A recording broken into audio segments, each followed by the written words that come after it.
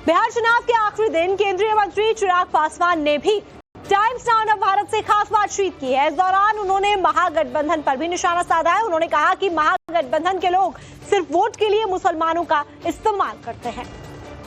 बिहार में चुनावी दंगल के प्रचार का आज आखिरी दिन है। तमाम जो विपक्षी पार्टी की बात कर रहे हैं या ओवैसी की बात कर रहे हैं, सभी अपनी ताकत झोंकने में लगे हैं। हमारे साथ केंद्रीय मंत्री चिराग पासवान है। चिराग जी, बहुत hectic schedule, back to back जो रैलियां हैं, सभाएं हैं, वो हो रही है और अभी हम पटना से निकल रहे हैं। कितनी सभाएं आज क्योंकि आखिरी दिन है सभाओं का, शाम को प्रचार थम जाएगा। दूसरा और अंतिम चरण है ये। आज हम लोग की 8 सभाएं हैं और अभी तक मुझे लगता है शायद मैं 125 के आसपास सभाएं कर चुका हूं और इसीलिए ये विश्वास आता है मुझ में इतनी सभाएं करने के बाद, जनता के बीच जाने के बाद, ये मैं जरूर स्पष्ट तौर से कह सकता हूं कि एनडीए की सरकार बनने जा रही है। लेकिन महागठबंधन कह रही है कि जब भी ऐसा हुआ है बिहार के चुनाव में, अगर वोटिंग प्रतिशत बढ़ा है तो वो बदलाव का संकेत है। वो कह रहे हैं कि नहीं, ये बदलाव तो हमारे लिए, ये वोट हमारे लिए है। सर, 2005 चुनाव हुए थे नवंबर में, मुख्यमंत्री नीतीश कुमार जी मुख्यमंत्री बने थे और उसके बाद 2010 में फिर ऐसा ही हुआ था और उस वक्त और ज्यादा बड़े बहुमत के साथ उन्होंने सरकार बनाई थी। क्योंकि उन 5 साल का जो कार्यकाल था मुख्यमंत्री नीतीश कुमार जी का, उसको लोगों ने सराहा था और मजबूती देकर उनको फिर वो वापस लेकर आए थे। मैं ये मानता हूं कि उसी तर्ज पर इस बार भी, जिस तरीके से पिछले साल, 1.25 साल में तीसरी बार प्रधानमंत्री बनने के बाद मेरे प्रधानमंत्री ने बिहार को प्राथमिकताओं में रखने का काम किया। 12-13 बार एक साल में देश के प्रधानमंत्री किसी राज्य में जाए, ये आमतौर पर मैंने देखा नहीं है। और चुनाव प्रचार में भी जिस तरीके से ही just leading it from the front, हर दूसरे दिन बिहार में रहना और जिस तरीके से वो सहजता दिखती है इस डबल इंजन की सरकार में, केंद्र और राज्य सरकार, और साल भर में जिस तरीके से विभिन्न योजनाओं का लाभ बिहार और बिहारियों को मिला है, तो मैं मानता हूं कि विश्वास बढ़ा है जनता का हमारी डबल इंजन पर। और इस बार का जो वोटिंग परसेंटेज है, ये उसी दिशा में संकेत दे रहा है कि डबल इंजन की सरकार को मजबूती देने के ये मत प्रतिशत बढ़ा है। तो इस चुनाव को आप किस चुनाव से जोड़ने की कोशिश कर रहे हैं? आपको लग रहा है ये 2005 जैसा है या 2010 जैसा है? 2010 जैसा मैं मानता हूँ कि 2010 जैसा है, जहाँ काम के आधार पर लोग आपको वापस चुनने का काम करें। पिछले 1.25 साल में ही अगर आप देखिए, एक के बाद एक जितनी बार मेरे प्रधानमंत्री बिहार आए, लाखों करोड़ों की परियोजनाओं को बिहार और बिहारियों के लिए समर्पित करके गए। ना सिर्फ शुभारंभ किया बल्कि उसका उद्घाटन कर उसको सुचारू रूप से चालू भी करवाने का काम किया। तो ऐसे में ये व्यवस्था अब बिहारी चाहते हैं कि बनी रहे और मुझे लगता है सिर्फ उसी को चुनने के लिए ये इतना उत्साह वोटर्स में देखने को मिला। सीमांचल है दूसरे चरण में और आप देखेंगे लगातार हर पार्टी जो है वो सीमांचल में अपना जोर लगा रही है। वो वैसी जो है वो अलग अलग प्रचार करते हुए दिख रहे हैं। गृह मंत्री कह रहे हैं कि घुसपैठियों को यहाँ से निकाल करके बाहर करेंगे, क्योंकि घुसपैठी बिहार के जो बाशिंदे हैं उनका हक मारने का काम कर रहे हैं। लेकिन कांग्रेस कह रही है घुसपैठी अगर आए तो ये तो इनकी सरकार की जो है वो कमी है, इस वजह से आए हैं। आपको लगता है ये एक बड़ा मुद्दा है बिहार में?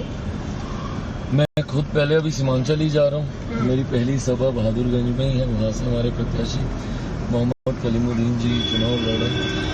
ऐसे में ये जो डराने की सोच है ना विपक्ष की, और इसीलिए मैं मुसलमान भाइयों से भी मैं कहता हूँ कि भैया कब तक आप डर के वोट देते रहिएगा। ये लोग घुसपैठिया इज इक्वल टू मुस्लिम, ये कंसेप्ट ही मेरी समझ में नहीं आया।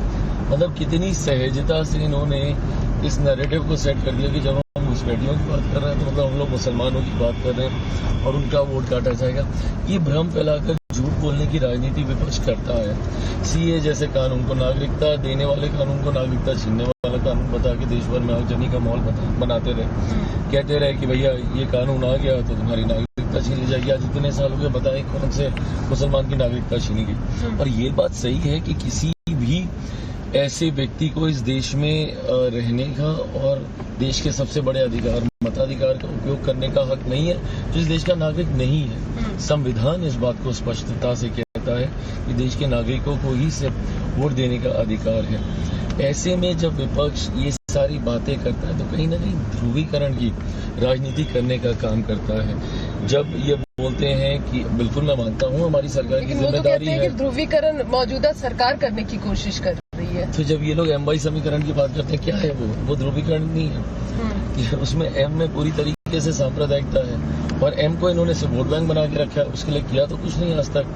वही तो कह रहे हैं कि अब मुख्यमंत्री की घोषणा कर दी कि अगर महागठबंधन की सरकार बनती तो तेजस्वी मुख्यमंत्री होंगे, सैनी उप मुख्यमंत्री होंगे। मुसलमानों को क्या दिया फिर? सवाल यही खड़े हो रहे हैं। बिल्कुल सही बात है, क्या दिया आपने उनको? आपने उनको वोट बैंक बना के, और आपसे सवाल इसलिए पूछा जाएगा क्योंकि आप तमगे की तरह सीने में लगा के घूमते हैं M-Y समीकरण को। मुसलमानों के हितैषी अपने आप को आप बताते नहीं थकते। आप हर मन से बोलेंगे मोदी आएंगे तो ये हो जाएगा, मोदी आएंगे तो मुसलमान के साथ वैसा हो जाएगा, एनडीए की सरकार आई। अरे क्या हो जाएगा भैया, क्या हो गया 11 साल में? आप बताइए 11 साल में कौन से मुसलमानों के साथ ऐसा अत्याचार हमारे देश में हो गया, या कौन से मुसलमानों को इतनी परेशानी में हम लोगों ने डाल दिया, और क्यों कोई करेगा? जब मेरे प्रधानमंत्री सबका साथ, सबका विकास, सबका विश्वास, सबके प्रयास की बात करते हैं। मैं खुद बिहारी फौज की मैं बात करता हूँ। अब मुख्यमंत्री नीतीश कुमार जी की सोच के ऊपर तो आप सवाल नहीं उठा सकते। जिस तरीके से समाज के हर वर्ग को लेकर चलते हैं, मेरे नेता मेरे पिता आदरणीय रामविलास पासवान जी ने तो 2005 में अपनी पूरी पार्टी खत्म कर दी, ये कहते हुए कि एक मुसलमान मुख्यमंत्री बने। कहाँ गया था इनका मुसलमान प्यार राजद के लोगों का? उस वक्त क्यों नहीं किसी मुसलमान को इन लोगों ने सपोर्ट कर दिया था?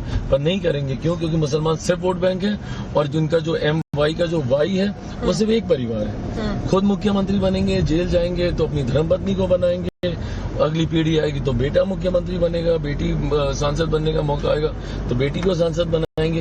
तो इनके लिए वाई में भी कोई गरीब वाई तो दिखता नहीं है, उसमें भी एक ही परिवार है। चिराग, जिस तरह से ये एनडीए के गठबंधन की बात करें, 5 पार्टियां हैं कहा जा रहा है, ये 5 पांडव है। आपको लगता है कि फर्स्ट फेज का चुनाव हो गया है, दूसरे फेज में एक दूसरे का वोट ट्रांसफर हो रहा है? क्योंकि एक सवाल बार बार खड़े हो रहे हैं कि क्या चिराग के जो वोट बैंक है वो दूसरे जो आपके अलाइज पार्टियां हैं उसको ट्रांसफर हो रहे हैं?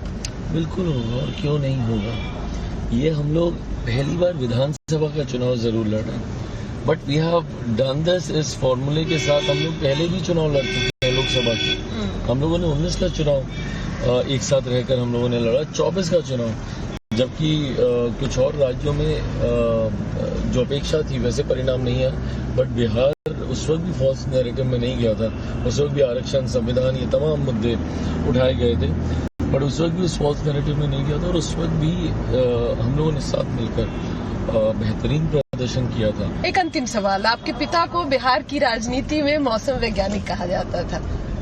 चिराग को क्या लगता है इस बार के चुनाव के नतीजे किस तरह के होने वाले हैं?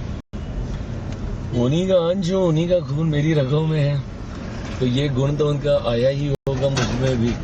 तो ऐसे में मैं मानता हूँ कि एक बार फिर से एनडीए की मजबूत सरकार बनेगी, ऑल टाइम हाई के साथ हम लोग जाएंगे। 2010 में जो स्ट्राइक रेट एनडीए का था, आई थिंक उससे भी बेहतर प्रदर्शन इस बार 2025 में हम लोग करेंगे। चलिए, धन्यवाद।